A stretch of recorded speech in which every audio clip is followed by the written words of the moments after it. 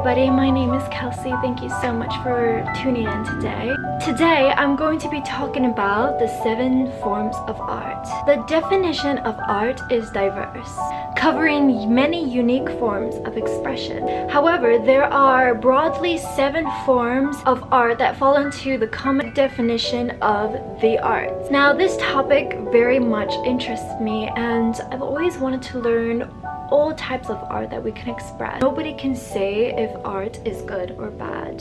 Art in any form is an expression or application of human creativity, skill, and imagination. Many of the arts are experienced visually. Arts were traditionally appreciated primarily for their beauty or emotional power, but are now often used for political expression or social commentary. Most art can be generally categorized into the 7 different forms of art. Recognizing and understanding each of the distinct categories not only enables us to enjoy it more, but also vital to help us understand the role of art in our lives and our history. Painting is what we usually think of when we hear the word art. Painting is most commonly taught through childhood education. When I was growing up, I would draw in tablets, these little notebooks that you can buy really cheap from Walmart. They would be like under 75 cents. I would draw so many just like made up cartoons in the books that we would draw, and it was such a great form of expression. I feel like everybody who grows up needs to draw or paint or do something artistic. The next form of art is sculpture. Sculpture is another ancient visual art form that dates back to the prehistoric times. Famous classical sculptures such as Michelangelo and Maron, many of the well-known sculptures in the world such as David, the Statue of Liberty. I don't know about you, but I really favor the old sculptures in the world. The David statue or the Statue of Liberty, I really think those are what real art is about. I'm not a big fan of contemporary art. Number 3 is one of my favorite forms of art, and that is literature. Literature is an art form that shares stories. It is an art form of language and can be read or spoken. The concise Oxford Dictionary defines literature as writings whose value lies in the beauty of form or emotional effect. Literature crosses all written languages and encompasses a wide range of written books, including poetry, essays, plays, biographies, fiction, non-fiction, satires, and more. Many of the well-known authors used language and the written word to critique or offer a point of view on society. Number 4 on the list is architecture. Architecture is the art form that you pass in everyday life without even realizing.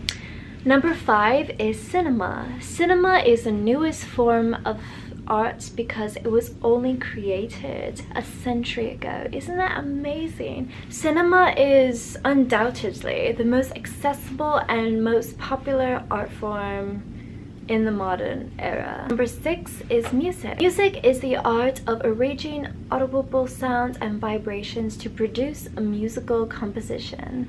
Theater is one of my most favorite forms of art. One of my favorite Broadway shows is The Phantom of the Opera, The Little Mermaid, The Wizard of Oz, Cinderella, and Mary Poppins. I was so lucky growing up as a kid in Wisconsin that I got to go to Broadway shows like all the time because we had this older lady, we called her Grand Mary Sandra, and she would take us to all these Broadway shows, and she could actually afford it, and so she would bring all 4 of us girls, including my mom, and we would go to all these Broadway shows, and it was fantastic. I feel like that was really a core influence to why I love the arts so much, because I grew up watching so many Broadway shows, including Riverdance. It is very difficult to pinpoint only one answer when asking what is the most popular form of art. The answer is highly subjective. So it's pretty much all forms of art that influence us and inspire us, and I will show you some of my favorite paintings right here. I just absolutely adore The Lady of Shalott. I saw that one at Tate Britain in London, absolutely adored it. And this one I absolutely love. It's fantastic, beautiful colors. And the Mona Lisa I also was very fortunate to see, and I think if you are lucky enough to be a painter's muse, he will definitely immortalize you. I am a big fan of expressing art every day. I try to do it as much as I can through my content, my videos, and my pictures. And I hope that I can inspire people to be themselves. Also, I'll let you guys know who my favorite artists are. Michelangelo is amazing. Leonardo da Vinci, I got to see a lovely museum of Leonardo da Vinci in London.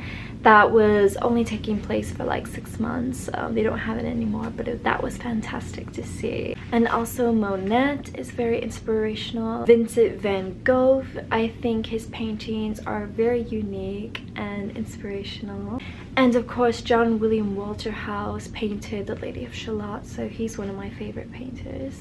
Oh, also I love Hermione's Booch. The Garden of Earthly Delights is one of the most fantastic paintings I've ever seen in my life. And he's also painted the 7 Deadly Sins and the 4 Last Things. I think that painting as well is life-changing. And that's it for the video today. I hope you enjoyed it. Thank you so much for joining me. I love you guys so much, and create art wherever you are. And one tip that I can really give you guys: bask in the glory of beautiful things. Anything that inspires you, anything that is beautiful in your eyes, bask in it. Just dwell in it. Anything that you find lovely and hedonistic, just dwell in it. I think that you can find so much simplicity in life when you just slow down and find beauty in everything. So yeah, that's what I wanted to leave you guys with. Thank you so much for watching, and subscribe if you're new here. Please like this video so I can know what you guys like, and I'll talk to you in the next video. I love you guys so much. Bye.